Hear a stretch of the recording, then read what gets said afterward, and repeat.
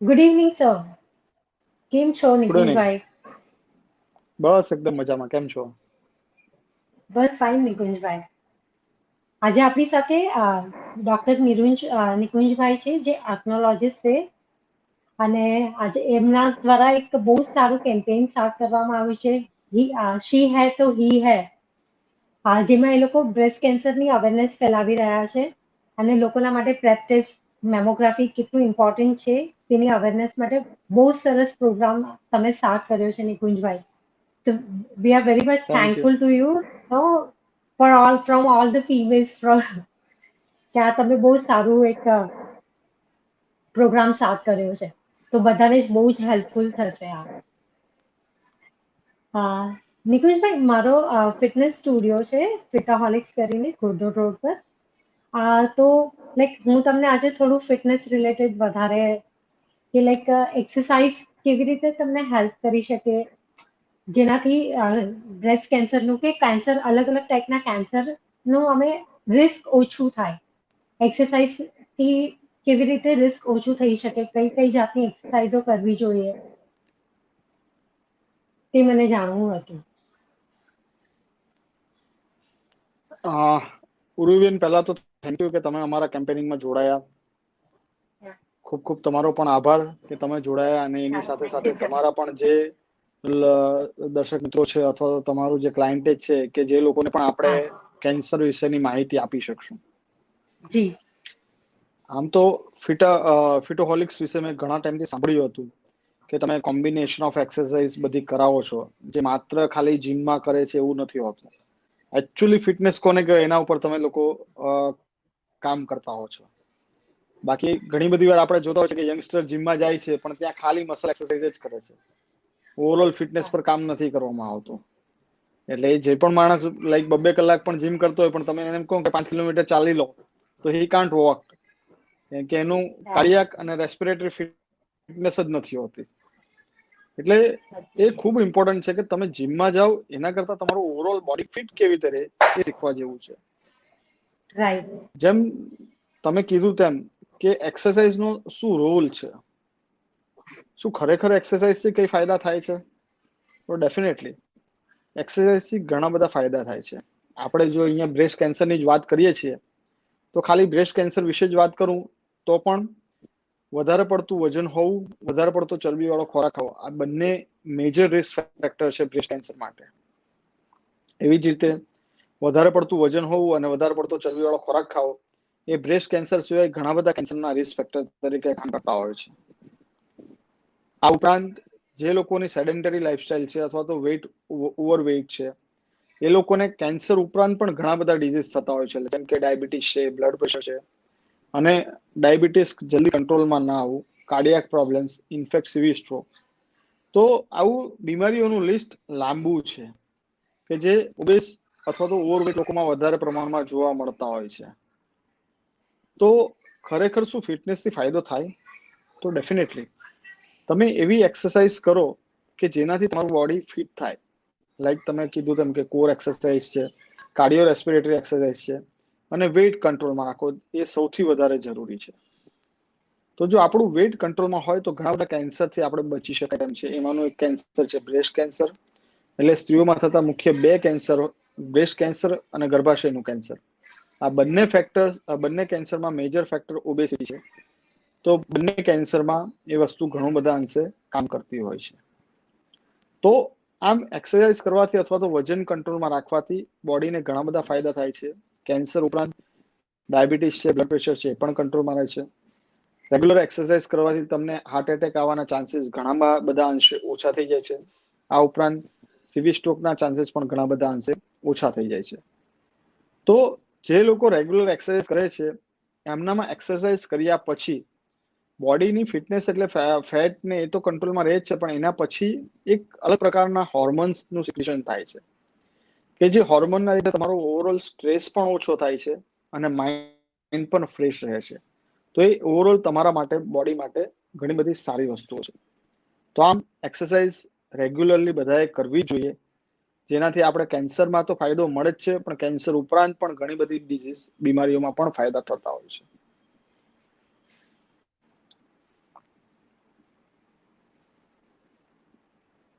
ઉર્વીબેન.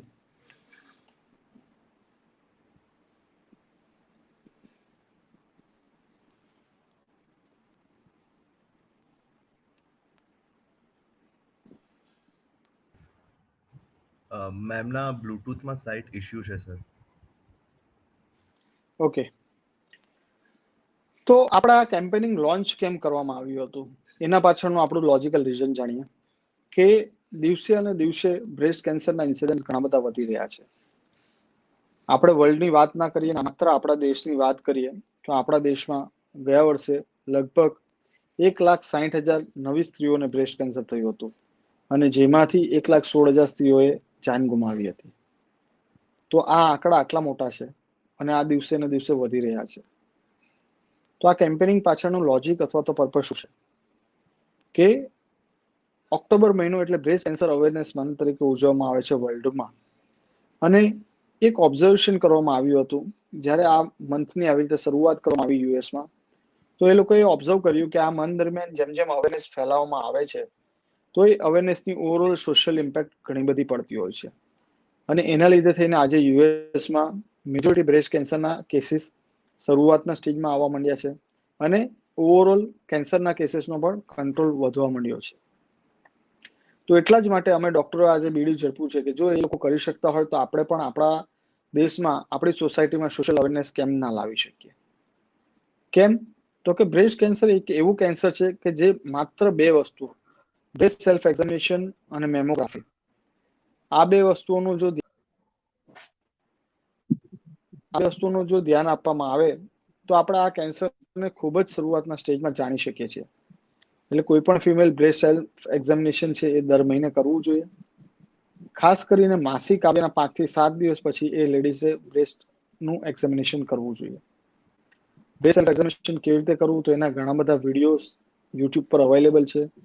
છતાં બી કોઈને જાણવું હોય તો તેઓ મને પર્સનલી કહી શકે છે, તો હું એમને ચાર્ટ દ્વારા માહિતી મોકલી આપીશ. એવી જ રીતે બીજી એક ટેસ્ટ છે કે મેમોગ્રાફી, જે રેગ્યુલરલી અવેલેબલ છે અને આફ્ટર ધ એજ ઓફ 35 બધી જ ફિમેલે દર વર્ષે મેમોગ્રાફી કરાવવી જોઈએ. મેમોગ્રાફીનો સૌથી મોટો એડવાન્ટેજ છે કે આપણે કેન્સરને શરૂઆતના સ્ટેજમાં જાણી શકીએ છીએ. એટલે કે એકદમ સ્ટેજ 1માં જાણી શકાય છે. અને જો બ્રેસ્ટ કેન્સરને આપણે શરૂઆતના પહેલા સ્ટેજમાં પકડી પાડીએ તો ઓલમોસ્ટ આપણે 90 થી 95% સ્ત્રીઓને બચાવી શકીએ છીએ. તો આ મહિનાનું અથવા તો આ બ્રેસ્ટ કેન્સર મંથનું અવેરનેસ પાછળ અથવા તો આપણા કેમ્પેનિંગ પાછળનું મેઇન પર્પઝ એ જ છે કે આપણે લોકો સુધી આ માહિતી પહોંચાડીએ કે જો તમે રેગ્યુલરલી મેમોગ્રાફી કરાવો અને રેગ્યુલરલી બ્રેસ્ટ સેલ્ફ એક્ઝામિનેશન કરો તો આપણે બ્રેસ્ટ કેન્સરને જીતી શકીએ તેમ છીએ.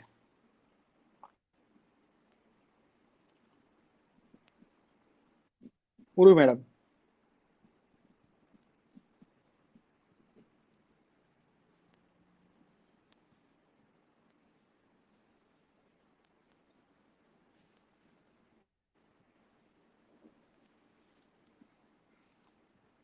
નથી આવતો ભીષ્મ એમનો વોઇસ?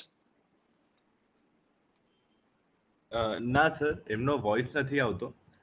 એમનો ક્વેશ્ચન છે કે જો કોઈ મહિલા પ્રેગ્નન્સી કેરી કરવા નહીં માંગતી હોય અને એના કારણે જે બ્રેસ્ટ ફીડિંગ નથી કરાવી શકતા, તો એના માટે કોઈ અલ્ટરનેટિવ કે પ્રિવેન્શન છે?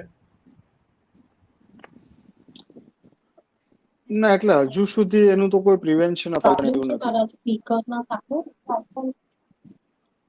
હવે આવ્યો અવાજ?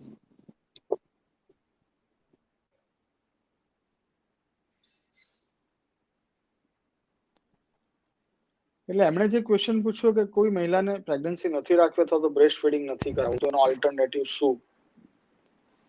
તો પ્રેગ્નન્સી ના રાખવી એટલે કે નરી પેરિટી હોવું કે ફિમેલને એની કેરિયર આખી લાઈફ દરમિયાન એક પણ બાળક ના થવું, અને ફિમેલને કોઈને બાળક હોય અને સ્તનપાન ના કરવો અથવા તો કોઈ ફિમેલે બાળકને સ્તનપાન ના કરાવ્યું હોય તો આ બેને મેજર રિસ્ક ફેક્ટર છે બ્રેસ્ટ કેન્સર થવા માટેના. એટલે કે જે લોકોને બાળક નથી હોતું એમને બ્રેસ્ટ કેન્સર થવાની શક્યતાઓ ઘણી બધી વધારે હોય છે. એવી જ રીતે જે ફિમેલે સ્તનપાન નથી કરાવ્યું તેને પણ બ્રેસ્ટ કેન્સર થવાની શક્યતાઓ ઘણી બધી વધારે હોય છે. એટલે આજકાલ જે જમાનો થયો છે કે ફિમેલ એમ્પાવરમેન્ટ અથવા તો ફિમેલ પણ કેરિયર ઓરિએન્ટેડ બનતી જઈ રહી છે અને એ જ એના પ્રોબ્લેમના લીધે લોકો પોતાની ફેમિલી લાઈફ ભૂલતા જઈ રહ્યા છે. અથવા તો મેટ્રો સિટીની વાત કરીએ તો ત્યાં અલગ જ કલ્ચર ચાલુ થયું છે લિવ ઇન રિલેશનનું, અને એ લોકો આજનું યંગસ્ટર છે એ ફેમિલીમાં બિલીવ જ નથી કરતા. પર્ટિક્યુલરલી આપણે વેસ્ટર્ન કન્ટ્રીની કોપી કરીએ છીએ કે આ વસ્તુ યુએસમાં પણ થઈ રહી છે.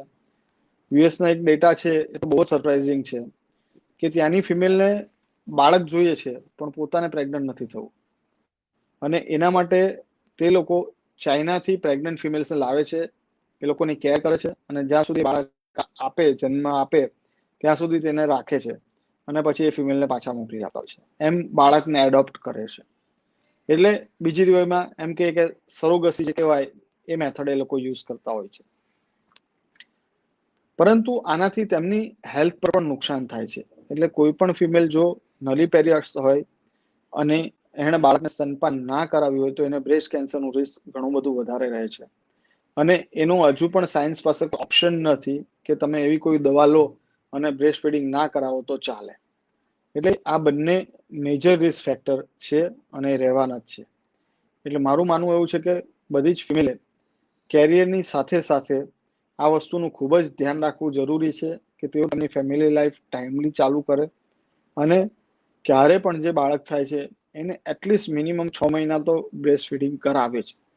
જો બ્રેસ્ટ ફીડિંગ 6 મહિના કરતાં વધારે કરાવે તો વધારે સારી વાત છે, તો મિનિમમ 6 મહિના તો બ્રેસ્ટ ફીડિંગ કરાવવું જ જોઈએ. ઓકે સર, ખૂબ જ સારી માહિતી હતી, અને આ એક નવી વસ્તુ જાણવા મળી કે લોકો પ્રેગ્નન્સી પોતે પ્રેગ્નન્ટ નહીં થવું હોય તો એના માટે એવા કયા બીજા રસ્તાઓ અપનાવે છે.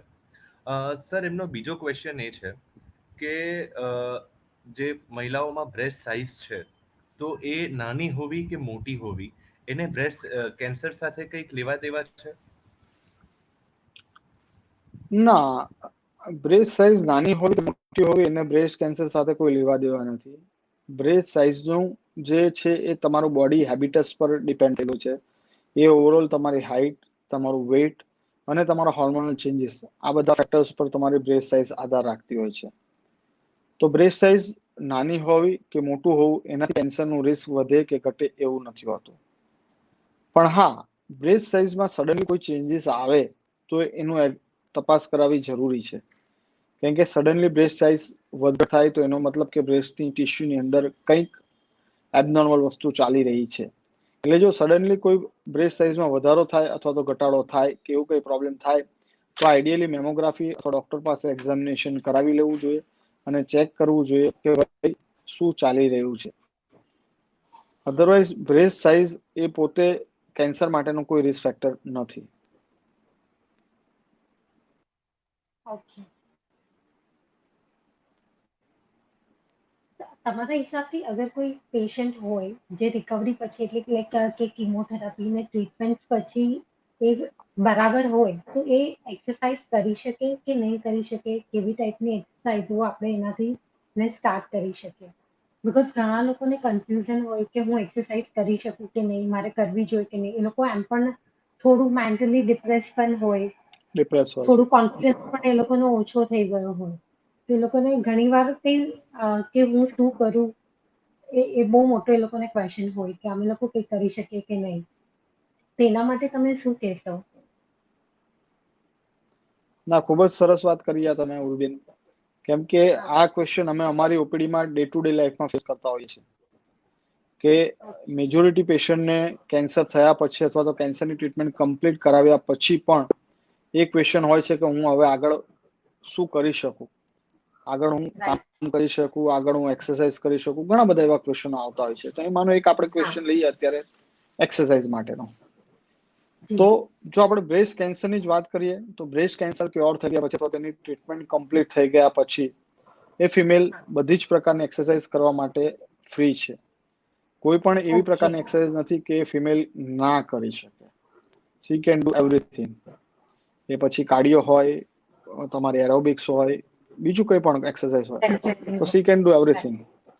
એક્સેપ્ટ એમણે જે બાજુનું ઓપરેશન થયું છે એ બાજુનો હાથ છે ત્યાં કોઈ વસ્તુ વાગે નહીં એનું થોડુંક ધ્યાન રાખવાનું હોય છે. પણ નોર્મલ એક્સરસાઇઝ દરમિયાન બીજો કોઈ ઇસ્યુ થતો નથી. બીજા કોઈ કેન્સરની આપણે સપોઝ વાત કરીએ કે જેના માટે લાઈક પેટના ઓપરેશન થયા હોય કે એવું હોય, તો ત્યાં થોડા ઘણા રિસ્ટ્રિક્શન આવતા હોય છે for the initial few months. Like કે પેટનું કોઈ કેન્સર હોય અને પેટનું ઓપરેશન થયું હોય, તો ત્યાં વજન ઉચકવાવાળી એક્સરસાઇઝ જે કહેવાય એ પહેલા 6 મહિના સુધી ના કરવી જોઈએ. એટલે વેઇટ લિફ્ટિંગ ના કરવું જોઈએ. અધરવાઇઝ એ પેશન્ટ પણ કાર્ડિયો છે, ઇનફેક્ટ તમારી કોર એક્સરસાઇઝ છે અથવા તો પ્રાણાયામ કે યોગાસન છે, એ બધું કરી શકે છે, એમાં કોઈ ઇશ્યુ નથી. અને એકવાર કેન્સરની ટ્રીટમેન્ટ પત્યા પછી જો પેશન્ટ રેગ્યુલર એક્સરસાઇઝ કરશે તો ઓવરઓલ એમનું બોડી ફિટ થશે. તમે જે કીધું તેમ કે ઓવરઓલ એમનો સેલ્ફ કોન્ફિડન્સ વધશે. કારણ કે કેન્સરની ટ્રીટમેન્ટ એ લાંબી ટ્રીટમેન્ટ છે અને આ ટ્રીટમેન્ટ દરમિયાન પેશન્ટ ઘણા બધા અપ્સ એન્ડ ડાઉન ફેસ કરતા હોય છે, ખાસ કરીને પોતાના બોડીને રિલેટેડ. અને મેજોરિટી પેશન્ટ એમ કહીએ કે 70% ઓફ પેશન્ટ ડિપ્રેશનનો શિકાર બને છે. અને આજે પણ અનફોર્ચ્યુનેટલી ઇન્ડિયામાં અથવા આપણી સોસાયટીમાં ડિપ્રેશનને એક બીમારી તરીકે ગણવામાં નથી આવતી. અને અમે કહીએ છીએ કે સાયકોલોજીસ્ટ અથવા તો સાયકેટ્રિક પાસે જઈને કાઉન્સેલિંગ કરાવો અથવા તો મેડિસિન લો. પણ એમ કહું ને કે હું 10 જણને સલાહ આપું છું, પણ એક જણ પણ એ વસ્તુ કરવા તૈયાર નથી થતા. તો કેન્સરના પેશન્ટો મેજોરિટી એ ડિપ્રેશનનો શિકાર બને છે. તો ત્યારે એ લોકો જો આવું એક્સરસાઇઝ કે બીજી જગ્યાએ પોતાનું માઇન્ડ ડાયવર્ટ કરશે તો એમનો સેલ્ફ કોન્ફિડન્સ પણ બિલ્ડઅપ થશે અને એ લોકો ડિપ્રેશનમાંથી જલ્દી બહાર આવી જશે અને પોતાની નોર્મલ લાઈફ તરફ જલ્દીથી જઈ શકે. એટલે કેન્સર થયા પછી અથવા ટ્રીટમેન્ટ કમ્પ્લીટ કર્યા પછી એક્સરસાઇઝ કરી શકાય છે અને આઈડિયલી કરવી જ જોઈએ, કે જે એમની હેલ્થ માટે ઓવરઓલ સારી વસ્તુ છે. એટલે એવું પણ બને કે એટલે આગળ એમને બીજી બધી પણ તકલીફો આવતા થોડું એમને એ પ્રોલોંગ થાય કે મે બી કદાચ એક બ્રેસ્ટમાં કેન્સર છે તો બીજામાં કે કશે બીજે સ્પ્રેડ થવામાં એનું રિસ્ક થોડું ઓછું થઈ જાય અગર એક્સરસાઇઝ કરવાથી, કે એવું કંઈક ખરું?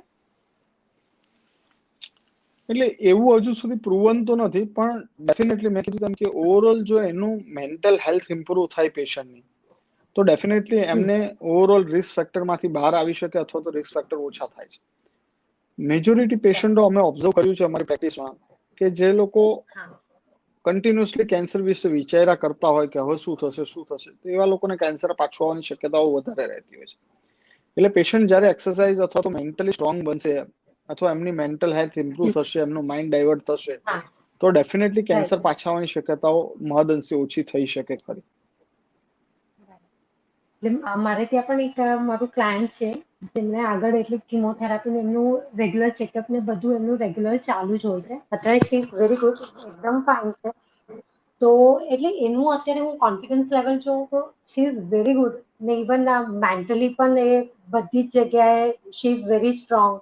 પણ એ મને ઘણા બધા ચેન્જીસ એમના એક્સરસાઇઝ સ્ટાર્ટ કર્યા પછી પણ મેં એમનામાં માર્ક કર્યા કે લાઈક એમનું જ્યારે બીજા બધાને મળે પણ સાથે અમે લોકો ઘણી ગ્રુપ એક્સરસાઇઝ હોય તો ગ્રુપ એક્સરસાઇઝમાં એકબીજાને મળે તો એકબીજાની સાથે પણ એ ઘણાની સાથે જોઈ કે હું આના કરતાં પણ હું તો વધારે બેટર કરું છું, તો એનું કોન્ફિડન્સ લેવલ પણ એમ પણ વધારે વધે છે અને લાઈક મેન્ટલી ખુશ પણ બહુ જ રહે છે એક્સરસાઇઝ કર્યા પછી.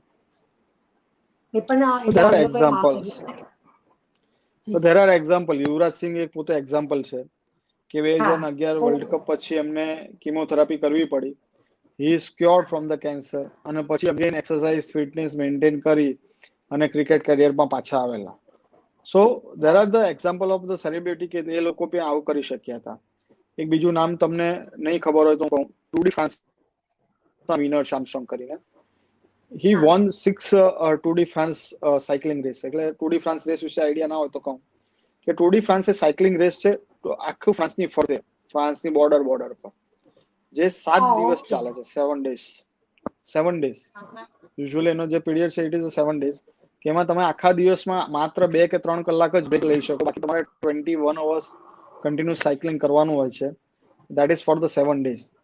સો it is one of the toughest race all over the world એમ કહી શકાય. અને સાયકલિંગની તો ટોપ મોસ્ટ રેસ કહેવાય. તો જે આર્મસ્ટ્રોંગ છે એમને ટેસ્ટિક્યુલર ટ્યુમર હતું અને he won the 6 times this title before that cancer. એમણે 2004માં કે 6માં ટ્રીટમેન્ટ કમ્પ્લીટ કરી અને again 7 time he won the title in 2008 after 2 years of completion of the treatment. એટલે there are the examples કે જે લોકો પોતાની નોર્મલ લાઈફમાં પાછા આવી શકે છે અને એમાં એક્સરસાઇઝ અથવા તો ઓવરઓલ બોડીની ફિટનેસ છે એ ઘણો બધો ભાગ ભજવે છે.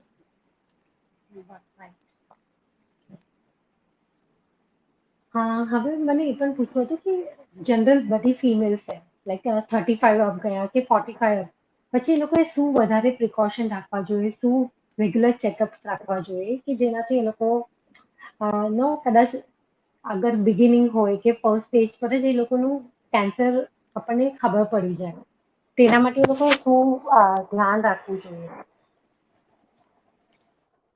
આમ જ્યારે આ વાત નીકળે ને ત્યારે હું બધાને કહેતો હું કે આ બાબતમાં મેલ્સ એ ફિમેલ્સને જેલસી કરવા જેવું છે કે ફિમેલ્સમાં જે કેન્સર વધારે પ્રમાણમાં થાય છે, બે કેન્સર છે, એક બ્રેસ્ટનું કેન્સર અને બીજું ગર્ભાશયના મુખનું કેન્સર.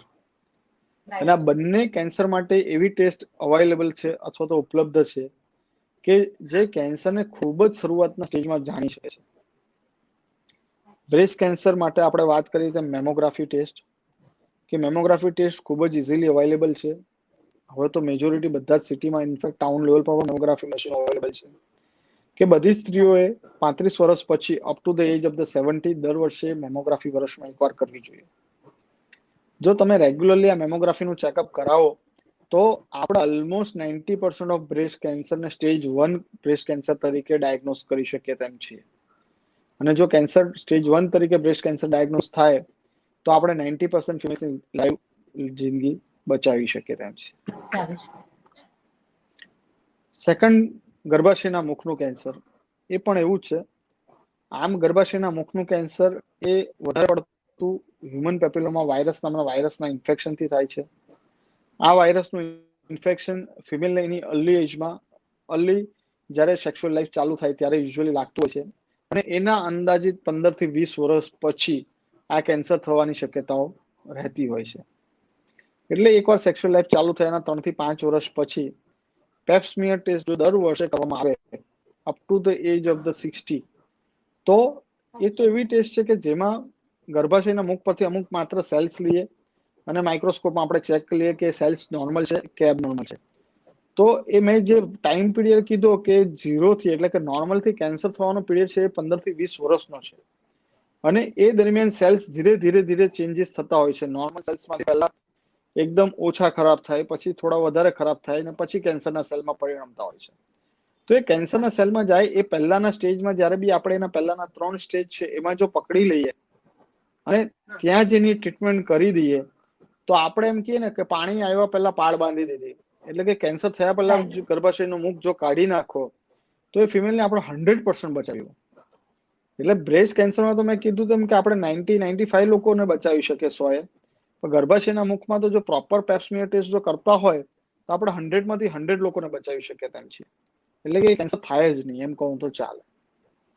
એટલે આ બંને ટેસ્ટ એવી છે કે દરેક સ્ત્રીઓએ after the age of the 35 દર વર્ષે કમ્પલસરી કરવી જ જોઈએ. અને મેજોરિટી ઓફ કન્ટ્રીના નેશનલ, હા દર વર્ષે, ને મેજોરિટી ઓફ કન્ટ્રીના નેશનલ સ્ક્રીનિંગ પ્રોટોકોલ્સ કહેવાય કેન્સર માટેના, આપણા દેશનો પણ છે. તો એમાં પણ આ બંને ટેસ્ટને ઇન્ક્લુડ કરવામાં આવી છે. લાઈક યુએસમાં તો એવું છે કે તમે જો યુએસમાં રહેતા હો અને મેડિક્લેમ રિન્યુ કરાવવા જાવ એવરી યરલી, જેમ આપણે રિન્યુ કરાવે, તો ત્યાં તમને મેમોગ્રાફી અને પેપ સ્મિયરના રિપોર્ટ વગર તમારો મેડિક્લેમ રિન્યુ પણ નહીં કરે લોકો. Okay. So that is a beauty કે તમારે કમ્પલસરી ટેસ્ટ કરાવવી જ પડે એમ. એટલે આ બે ટેસ્ટ એવી છે કે 35 વર્ષ પછી બધી જ ફિમેલે કમ્પલસરી દર વર્ષે કરવી જોઈએ. અને જો એ કરીએ તો આપણે ઘણી બધી સ્ત્રીઓની જિંદગી બચાવી શકીએ.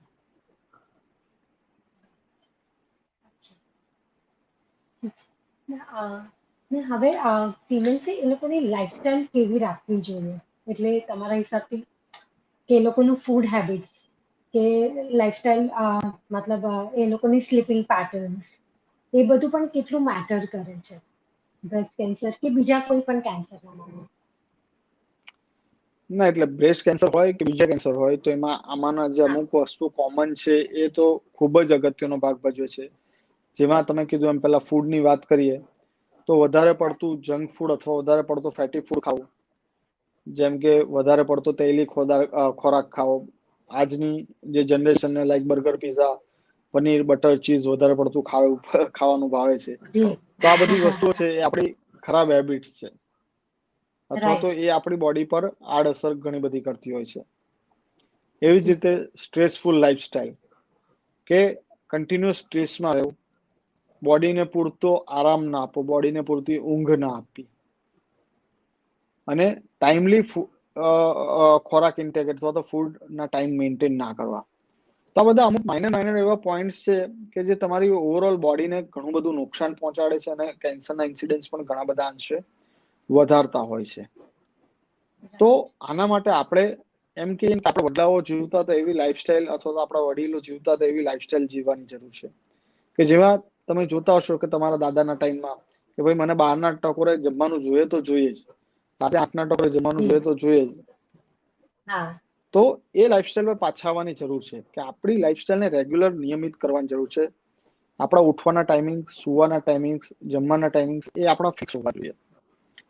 5-15 મિનિટ, અડધો કલાકનું વેરિએશન ક્યારેક એક્સેપ્ટેબલ છે, પણ એ જે રેન્જ હોય કે બપોરે 12 થી 12:30 ની વચ્ચે જમાઈ જવું જોઈએ, રાતે 8 થી 8:30 ની વચ્ચે જમાઈ જવું જોઈએ, સુવાનો ટાઈમ તો 11 થી 11:30 ની વચ્ચે ફિક્સ હોવો જોઈએ, ઉઠવાનો ટાઈમ 7-7:30 નો ફિક્સ હોવો જોઈએ. તો એ બધા ફિક્સ ટાઈમિંગ હોય તો બોડી એક ફિક્સ પેટર્નમાં ચાલશે. બોડીના સેલ્સને ઓવરઓલ જે સ્ટ્રેસ પડે છે અથવા તો વર્કિંગ કરવું પડે છે, એક રેગ્યુલર નિયમિત પેટર્નમાં કરવું પડશે. તો એ ઓવરઓલ બોડીનું જે એજિંગ કહેવાય, અથવા તો બોડીના સેલ્સને જેના લીધે રીગ્રો કરવું પડે છે, એ બધાની એક પેટર્ન મેન્ટેન રહેશે. તો તમારું ઓવરઓલ કેન્સર થવાના ઇન્સિડન્સ પણ ઘણા બધા અંશે, અથવા તો ઘણી બધી બીજી બીમારીઓના ચાન્સીસ બી ઓછા થશે. એવી જ રીતે નિયમિત ઊંઘ, ફિક્સ અવર્સની ઊંઘ બોડી માટે ખૂબ જ જરૂરી છે.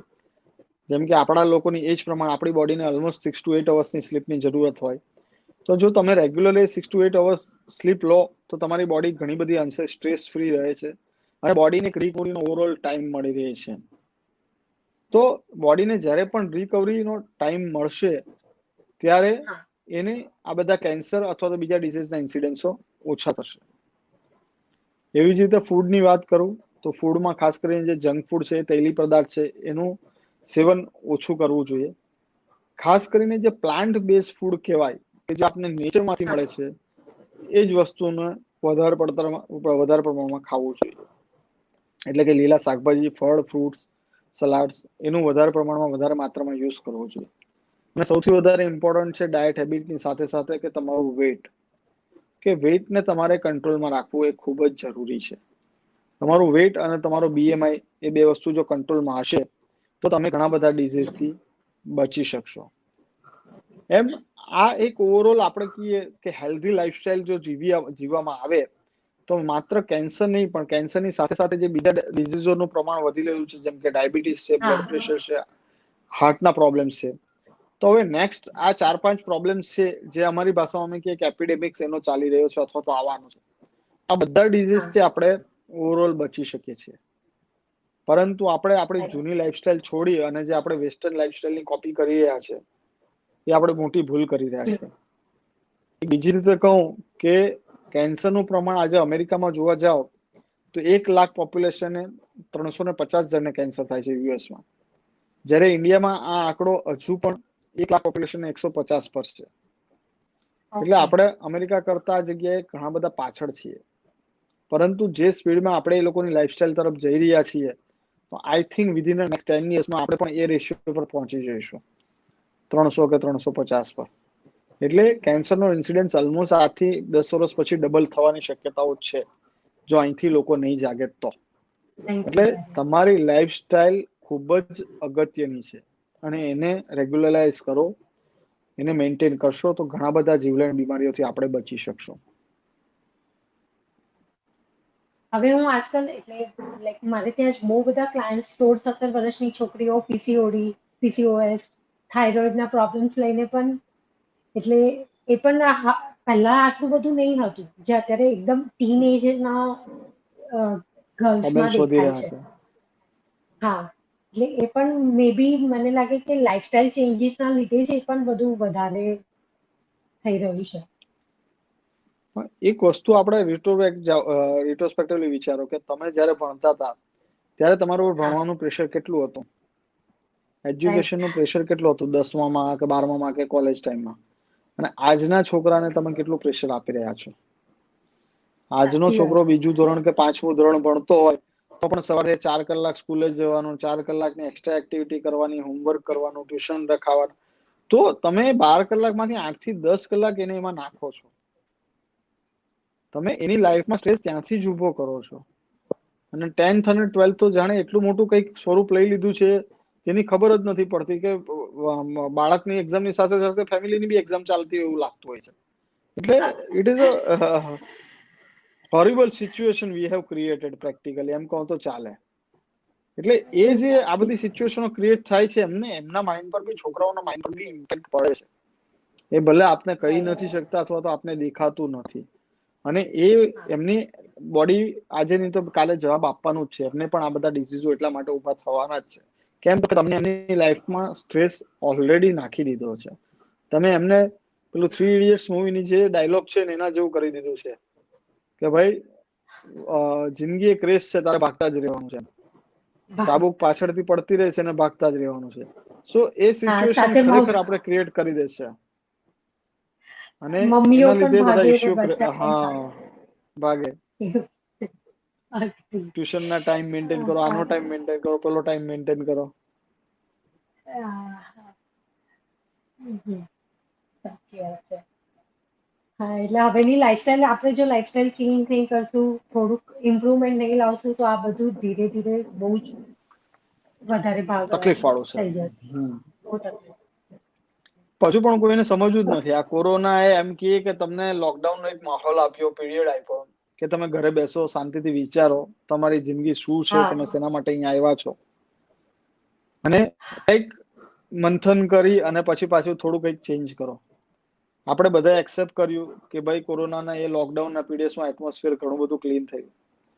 ગંગા કે જેને વર્ષોથી ક્લીન કરવાની કોશિશ કરવામાં આવી હતી, કરોડો રૂપિયા, અબજો રૂપિયા ખર્ચાઈ ગયા, એ 3 મહિનામાં એની જાતે ક્લીન થઈ ગઈ. કેવી રીતે? તો એટમોસ્ફિયર બી ઈચ્છે છે અને આપણે બી ઈચ્છીએ છીએ, અથવા તો આપને બધાને બી આ ખબર પડી પણ છતાં આપણે જેમ લોકડાઉન ઓપન થઈ રહ્યા છે એમ આપણે આપણી પાછી એ જ ભાગાદોડી વાળી લાઈફસ્ટાઈલમાં પાછા આવી ગયા છે. સાચી વાત છે. એટલે બધાએ જ થોડું કુલ ડાઉન થવાની જરૂર આવી ગઈ છે. જરૂર છે. પછી નિકુંજભાઈ, મને પૂછવું હતું કે હવે આ કેટલું જીનેટિક, લાઈક કે ફોર એક્ઝામ્પલ કે મારી ફેમિલી હિસ્ટ્રીમાં છે, મારા મધરને કે મારા દાદીને બ્રેસ્ટ કેન્સર હતું વર્ષો પહેલા, તો મને આવવાના કેટલા ચાન્સીસ છે? ને એના માટે પણ મારે શું પહેલેથી ધ્યાન રાખ્યા જ કરવું જોઈએ કે મને નહીં આવે, કે મને બિગિનિંગમાં ખબર પડે? ડેફિનેટલી આપણે જો બ્રેસ્ટ કેન્સરની વાત કરીએ તો બ્રેસ્ટ કેન્સર છે, અંડકોષનું કેન્સર છે, જીનેટિક્સ હોઈ શકે છે. અને એના પર્સન્ટેજ છે 5 to 8% જેવું છે, કે 5 થી 8% કેસમાં જીનેટિકલી આપણે વારસાગત મળી શકે છે. તો જીનેટિક એટલે શું? આપણે પહેલા તો થોડુંક 1-2 શબ્દમાં માહિતી આપી દઉં કે જીનેટિક્સ આપણે અથવા તો વારસાગત કહીએ એટલે કે આપને ફેમિલી તરફથી, આપણા વડીલો તરફથી, લાઈક તમારી મધરને હોય કે એમના મધરને હોય, તો ત્યાંથી કેન્સરનું જીન એમના બોડીમાં હોય જે તમને વારસામાં મળેલું હોય, અને એ જીન તમારામાં એક્ટિવ થાય અને તમને પણ કેન્સર કરી શકે. That is called genetic cancer. એટલે જ્યારે પણ અમે હિસ્ટ્રી લેતા હોઈએ છીએ ત્યારે અમને પણ એક ફિક્સ ચાર્ટ જેવું, પેટર્ન જેવું હોય છે કે ભાઈ એક જ ફેમિલીમાં 2 કે 2 થી વધારે કેન્સર હોય, પર્ટિક્યુલરલી લાઈક એક જ ફેમિલીમાં હિસ્ટ્રી હોય કે બ્રેસ્ટ કેન્સરના 2 કેસ છે, અથવા તો એક મેલ બ્રેસ્ટ કેન્સર હોય અને એક ફિમેલ બ્રેસ્ટ કેન્સર હોય, અથવા તો એક ફિમેલ બ્રેસ્ટ કેન્સર અને એક ઓવેરિયન કેન્સર હોય. તો એ ફિક્સ પેટર્ન છે કે જો આવા 2 કેન્સરના કેસ મળતા હોય તો એ ફેમિલીને અમે જીનેટિક ટેસ્ટિંગની એડવાઇસ કરતા હોય છે. ખાસ કરીને પહેલા તો જે પેશન્ટ છે એને એડવાઇસ કરતા હોઈએ છીએ. અને એ પેશન્ટમાં આખી જીનેટિક પેનલ કરાવીએ છીએ કે જે આ કેન્સર લાવવા માટે કારણભૂત હોય છે. એને આખી એક પેનલ છે તે કરાવી લેતા હોય છે. એ ટેસ્ટ થોડી કોસ્ટલી પડતી હોય છે. અલગ અલગ લેબોરેટરી, અલગ અલગ મેથડ પ્રમાણે એનું અત્યારનું રફલી કોસ્ટિંગ 25 થી 45 હજારની વચ્ચે આવતું હોય છે. જ્યારે એ ટેસ્ટ એ પેશન્ટ કરવામાં આવે છે ત્યારે આઈડેન્ટિફાઈ થઈ જાય છે કે આ જીન તમારા ફેમિલીમાં એબનોર્મલ અથવા તો કેન્સરનું જીન ચાલી રહ્યું છે. તો એ જીન જ્યારે મળી જાય ત્યારે બીજી નેક્સ્ટ એમની જનરેશનને, એટલે કે પછી લાઈક તમારા સિસ્ટર્સ છે, તમારા ડોટર્સ છે, એમાં એ માત્ર સિંગલ જીનની ટેસ્ટ કરવામાં આવે કે જેની કોસ્ટિંગ માત્ર 3 થી 5,000 રૂપિયા થાય પછી પર પર્સન.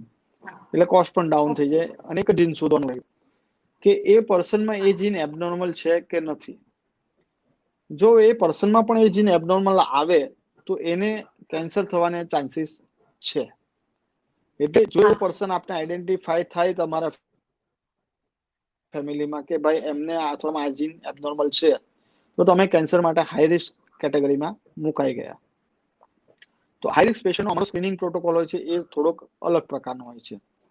જેમ કે બ્રેસ્ટ કેન્સરની વાત કરીએ તો તમારા ફેમિલીમાં જે બ્રેસ્ટ કેન્સરનો નાનામાં નાનો કેસ હોય એટલે કે તમારી મધર હોય દાદી હોય એના લોએસ્ટ એજ જેને થયું હોય ડાયગ્નોસિસ એના કરતા 5 વર્ષ પહેલાથી તમારું સ્ક્રીનિંગ ચાલુ કરવામાં આવે અને એ સ્ક્રીનિંગમાં મેમોગ્રાફીની સાથે સાથે અમે MRI પર પણ ભાર આપતા હોઈએ છીએ કે બ્રેસ્ટ MRI કરાવવાનો રહેતો છે. બ્રેસ્ટ MRI મેમોગ્રાફી કરતાં પણ વધારે સેન્સિટિવ છે કે મેમોગ્રાફીમાં લાઈક 1 સેન્ટીમીટર ટ્યુમર થાય ત્યારે ખબર પડે. બ્રેસ્ટ MRIમાં એના કરતાં પણ જલ્દીના સ્ટેજમાં આપણે ખબર પડી જતી હોય છે. એટલે જે પેશન્ટ હાઈ રિસ્ક હોય છે એના સ્ક્રીનિંગ પ્રોટોકોલ્સ આખા ડિફરન્ટ હોય છે. અને જ્યારે તમારી ફેમિલી હિસ્ટ્રી કમ્પ્લીટ થઈ જાય તો પછી જે લોકોને જેનેટિક પોઝિટિવ હોય એવા પેશન્ટ આમાં પ્રોફાઇલેક્ટિક સર્જરી એટલે કે કેન્સર થાય એ પહેલાની સર્જરી પણ એડવાઇસ કરતા હોય છે. જેમ કે જો તમારી ફેમિલી હિસ્ટ્રી કમ્પ્લીટ થઈ જાય તો અમે તમને બંને બાજુના બ્રેસ્ટ રિમૂવ કરવાની એડવાઇસ આપીએ કે બંને બાજુના બ્રેસ્ટ રિમૂવ કરી અને પ્લાસ્ટિક સર્જરી કરી દઈએ. So that is also the option. એવી જ રીતે અંડકોષના કેન્સરના ચાન્સીસ હોય તો અંડકોષ આપણે 35 વર્ષની એજ પછી કાઢી શકીએ છીએ અને જરૂર પડે તો એની બદલે હોર્મોનલ રિપ્લેસમેન્ટ થેરાપી આપીએ. તો આ વસ્તુ આપણે કરી શકતા હોય છે. આનું એક એક્ઝામ્પલ સાથે કહું તો Angelina Jolie, she is a BRCA positive, her mother is a BRCA positive અને એન્જલિના જોલી પોતે પણ BRCA પોઝિટિવ છે. તો she has undergone bilateral mastectomy એટલે એના બંને બ્રેસ્ટ કાઢી નાખવામાં આવ્યા છે અને પ્લાસ્ટિક સર્જરી કરવામાં આવી છે. અને she is now planning to undergo bilateral oophorectomy એટલે બંને અંડકોષ કાઢવાની સર્જરીમાં પણ એ જવાની તૈયારીમાં છે. એટલે કે જ્યારે પણ આવું જેનેટિક પોઝિટિવ આપને લાગતું હોય છે તો આપણે એના સ્ક્રીનિંગ પ્રોટોકોલ હાઈ રિસ્ક પ્રમાણે સેટ કરતા હોઈએ છીએ જે એસ્ટાબ્લિશ જ છે. એટલે એ કરતા હોઈએ છીએ અને એની સાથે સાથે સેકન્ડ વસ્તુ મેં કીધી તેમ કે પ્રોફાઇલેક્ટિક સર્જરી પણ કરી શકતા હોઈએ છીએ આપણે.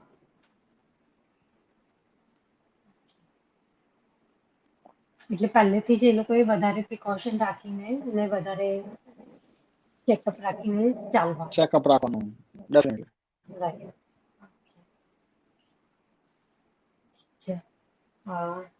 હવે બીજું તો મને એટલે મેં એવું જોયું છે કે ઘણા લોકો ડોક્ટરની પાસે જવાના બદલે આયુર્વેદિક ટ્રીટમેન્ટ પર ઉતરી જાય કે કે આયુર્વેદમાં સારું થઈ જશે એવું મેં એટલે ઘણા લોકો એટલે મેં મારા બહુ નજીકના જ રિલેશનમાં જોયું છે કે એટલે લાઈફ મે બી થોડો ટાઈમ એમનું રિકવરી પણ હતું ને પછી થોડા ટાઈમ પછી એમનું આખું સ્ટેજ જ કે ફર્સ્ટ સ્ટેજ પરથી થર્ડ સ્ટેજ ને ફોર્થ સ્ટેજ પર એ ક્યારે નીકળી ગયા એ ખબર એટલે ફેમિલી વાળાને પણ નહીં ખબર પડી નહીં એમના બોડીમાં પણ કોઈ રિએક્શન્સ આવ્યા અને ખ્યાલ આવ્યું એકદમ અચાનક થઈ ગયું. તો તમે એના માટે શું કહેશો? એટલે તમારું શું ઓપિનિયન છે આયુર્વેદિક મેથડ ને એ બધાના માટે?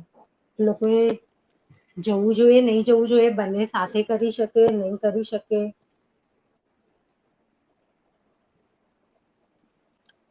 એટલે બેસિકલી પ્રોબ્લેમ શું છે કે સોસાયટીમાં કેન્સરનું નામ બહુ ખરાબ છે. કેન્સર થાય તો ઘણા બધા લોકો એવું માનીને બેસી રહી જાય છે કે હવે 100% સારા નહીં થઈ શકે. સેકન્ડ થિંગ છે કે ઘણા બધા લોકોમાં બીજી બધી એવી ટ્રીટમેન્ટ રિલેટેડ માન્યતાઓ છે કે કેન્સર ટ્રીટમેન્ટ સારા નથી થવાતું પરંતુ એનાથી પેશન્ટ બહુ જ હેરાન થાય છે. તો એ પણ એક ખોટી માન્યતા છે અને એ ડરના મારે લોકો કેન્સરની ટ્રીટમેન્ટ કરાવતા ડરતા હોય છે અને આવતા નથી અથવા તો તેઓ આલ્ટરનેટ વે પર જતા હોય છે અને એ લોકો એવા ચીપ ઓપ્શન અથવા ચીપ મીન્સ કે not financially but cheap means કે બીજી સાઇડ ઇફેક્ટ વગરના ઓપ્શન શોધવામાં લાગી જાય છે કે ભાઈ એવી કોઈ ટ્રીટમેન્ટ કરો કે જેના સાઇડ ઇફેક્ટ 0 રહે અને રિઝલ્ટમાં બીજું કોઈ પણ હોઈ શકે છે. એટલે ધેર આર ધ પીપલ્સ કે એ આમનો મિસયુઝ પણ કરી શકતા હોય છે એટલે ઘણી બધી જગ્યાએ અત્યારે આયુર્વેદિકમાં એવું થતું હોય છે કે જે પ્રોપરલી આપણે ગાઈડલાઇન્સ નથી મળતી અથવા તો પ્રોપર ટ્રીટમેન્ટ નથી મળતી. હું આ બધા સાયન્સની અગેન્સ્ટમાં નથી, પણ મેજોરિટી જગ્યાએથી આ બધા દર્દીઓ પાછા આવે છે તો અમે જોઈએ છે કે તમને રિઝલ્ટ નથી મળતું અને એમનું સ્ટેજ વધી જતું હોય છે. એટલે હું બધા જ મારા પેશન્ટોને એડવાઇસ આપું છું કે ભાઈ અમારું સાયન્સ છે something cold evidence base medicine, કે એ પહેલા ક્લિનિકલ ટ્રાયલ થયેલી છે અને એના બેઝ પર કામ કરતું હોય છે. તો જે મારું સાયન્સ અથવા તો એલોપેથિક સાયન્સ કે છે એ ટ્રીટમેન્ટ તો કરો ને કરો જ, સાથે તમારે બીજું XYZ એડ કરવું છે, આયુર્વેદિક હોય હોમિયોપેથી હોય તો એનું કોઈ દિવસ કોઈને ના નથી પાડતો, પરંતુ માત્ર એલોપેથિક સાયન્સ છોડી કે જે એવિડન્સ બેઝ મેડિસિન છે એ છોડી અને તમે બીજા રસ્તા ઉપર જાઓ એવું ના કરો. તમે આની પેરેલલ જે પણ તમારી ટ્રીટમેન્ટ એડ કરવી છે તમે કરી શકો છો, એને કોઈ ના નથી, કેમ કે એનાથી તમારું સ્ટેજ પણ ચાલતી હશે તો અપગ્રેડ થવાના ચાન્સીસ ના. આ ટ્રીટમેન્ટ બંધ કરીને પેલી ટ્રીટમેન્ટમાં જશો અને ત્યાં રિઝલ્ટ નહીં મળે તો તમારું કેન્સરનું સ્ટેજ વધી જતું હોય છે. એટલા માટે ક્યારે પણ કરો ત્યારે એલોપેથિક સાયન્સની સાથે બીજી ટ્રીટમેન્ટ એડ કરવામાં કોઈ નુકસાન નથી, પરંતુ એલોપેથિક સાયન્સ કહે છે પ્રમાણે ટ્રીટમેન્ટ તો કરો ને જ કરો.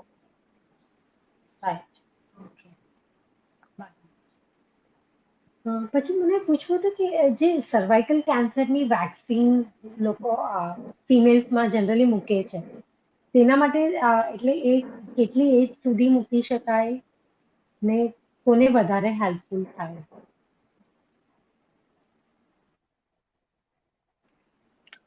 મેં પહેલા પણ કીધું તેમ કે ગર્ભાશયના મુખનું કેન્સર હ્યુમન પેપિલોમા વાયરસ નામના વાયરસથી થાય છે.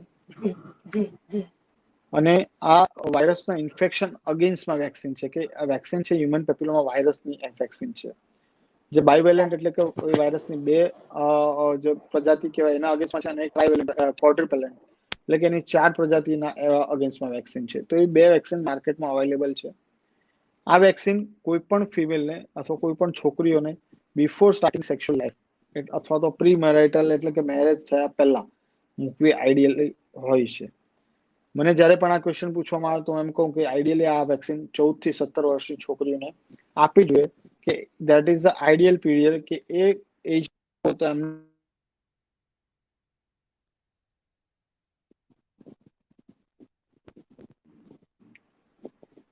એ એજમાં આપો તો એમને એ વેક્સિનનો મેક્સિમમ બેનિફિટ મળવાના ચાન્સીસ રહેતા હોય છે. એટલે કે કોઈ પણ છોકરીઓને 14 થી 17 વર્ષની એજમાં એ વેક્સિનના 3 ડોઝ જેના શેડ્યુલ પ્રમાણે હોય છે એ પ્રમાણે આપવા જોઈએ, અને એનાથી ગર્ભાશયના મુખનું કેન્સર થવાના ચાન્સીસ ઘણા બધા અંશે ઓછા થતા હોય છે.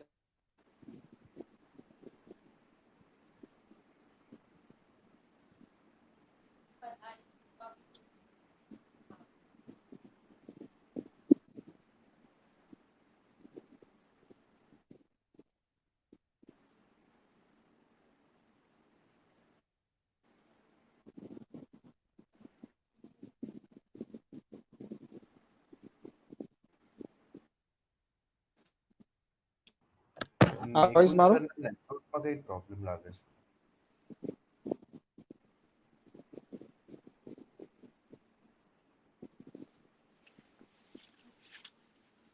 વોઇસ આવે છે? હા આવે છે સર.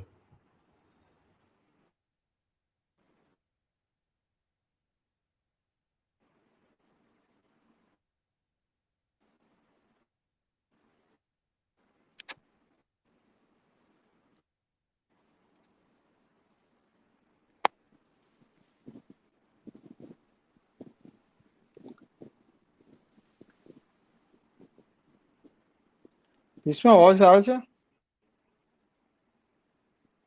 નિકુંજભાઈ તમારો અવાજ નથી આવતો મને. હવે આવે છે? હા. હવે તમારો વોઇસ આવ્યો. તો પણ એટલો ક્લિયર નથી આવી રહ્યો. મારો અવાજ ક્લિયર છે? હા ક્લિયર છે. હા. Okay નિકુંજભાઈ, thank you very much. તમે મારા બધા હોપફુલી મારા બધા ક્લાયન્ટ્સ ને બધાને પણ બહુ જ હેલ્પફુલ થયું હશે. તમારા બધા આન્સર્સ દે કેન અન્ડરસ્ટેન્ડ કે લાઇફસ્ટાઇલ ચેન્જીસ ને થોડું વર્કઆઉટ ને બધું એડ કરીએ તો કેટલું આપણે રિસ્ક ઓછું થઈ શકે છે. So thank you very much, Nikunjbhai. Have a good evening. Chal, have a Thank great you. time. Thank you.